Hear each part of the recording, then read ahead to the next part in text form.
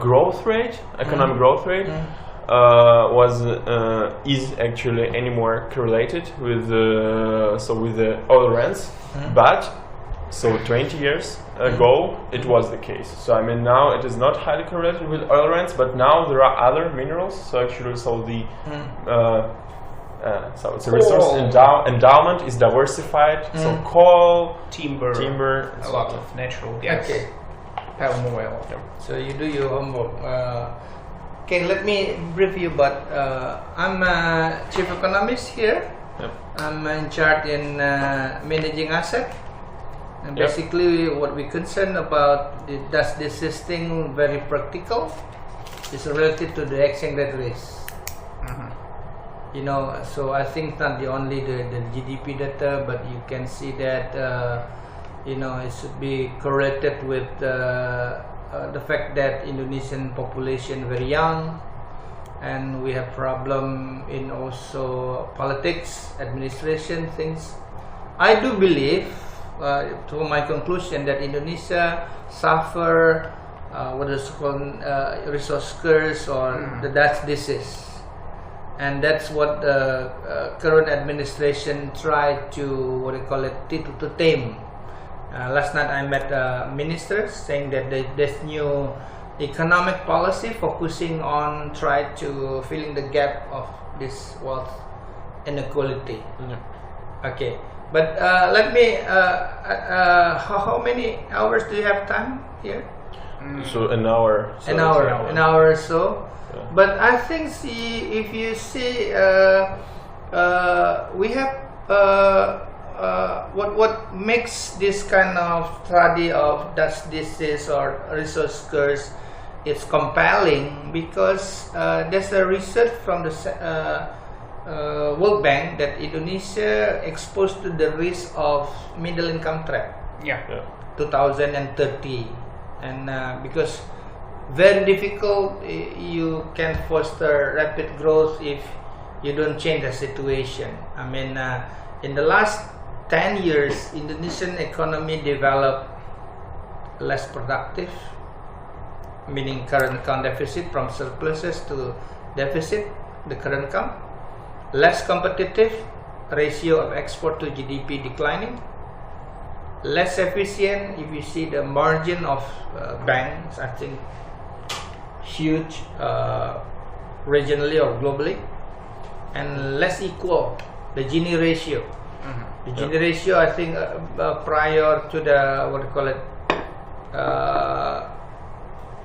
reformation era or decentralization, is around 30. Now it's about 41. Okay, but in my opinion, why this natural curse came in power? I think I have a chart there for you, very nice one, and I think you better depict the economic growth and Gini ratio, as well as the current account deficit. And if you can check, if you have CIC data in the last 10 years, there's 4 commodities that cause deficit. Okay. First is transportation vehicles, the cars, you know, and I think if you check the data, believe me, in the last 10 years, there's additional about 75 million cars. How big is Russian population? 140 million. 140, half of the Russian population then, yeah? Okay? This is the first commodity that pushed up our deficit. The second is oil. Oil. What makes this peculiar, because in the last, I think starting 2004, Indonesia no longer OPEC country. We are net imported. Yeah. Okay. The third is light steel. You know why light steel? For construction. Yes. I see. That's related to young population. You know, family formation, people create, but we have problem in, you know, we should develop that. And the fourth is chemical. Why is chemical? Fertilizers. Not only that. Construction, housing, even media. Even media. Media. In the printed thing, then we have a lot of election, etc. People, create posters and banners, etc. Okay. I see. Okay. Yeah. So why we end up with deficit? Because we feel richer. Why feel richer? Because natural resource. That's the whole story of this. This is right. You Increased see, consumption, and then you need yes, to keep it. increased consumption in imported goods. Yeah. Yeah. Yeah. Yeah. That and why this make it worse? Now let me show you what happened in Indonesia here. Yeah. Because if you this is things you must differentiate. Do you know Indonesia Yes. second president Soeharto, and this one I think prior to, and this one after here, yeah. Yeah. Here Сними его, пожалуйста.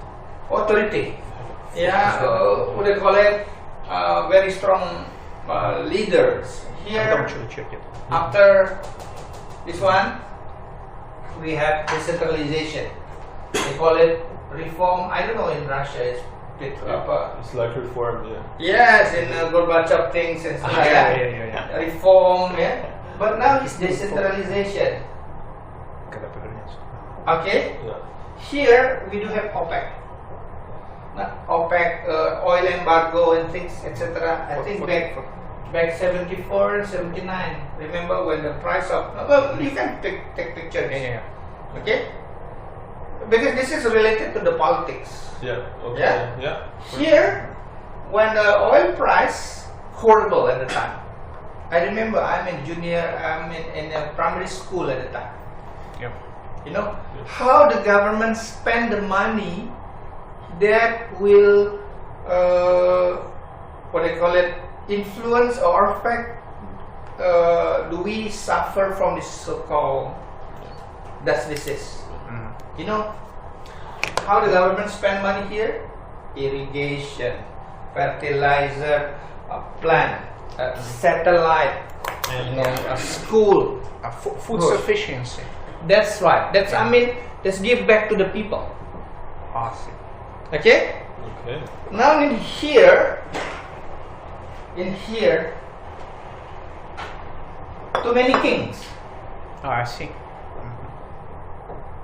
Too many kings. Regional kings, yeah? Yeah. Then all this proceed of commodity booming. There's no such mechanism make it back to the society. I see. That's why. So are you a fan Generation. of Suharto? No, I'm not a friend of Suharto. This is the reality, something, the evolution what has happened in Indonesia. And you find now there's a intensifying social tension. Oh, I see. I'm a fund manager, I should know this because this will affect my portfolio. Okay, the exchange rate risk, the growth. In this 80s or something, they built to increase productivity. I think that's the risk of resource curse, etc. Whether this what they call fortune from rising commodity prices can enhance society productivity, welfare, etc. Okay. But in terms of budget revenues, the dependence on oil and gas that's true. was higher in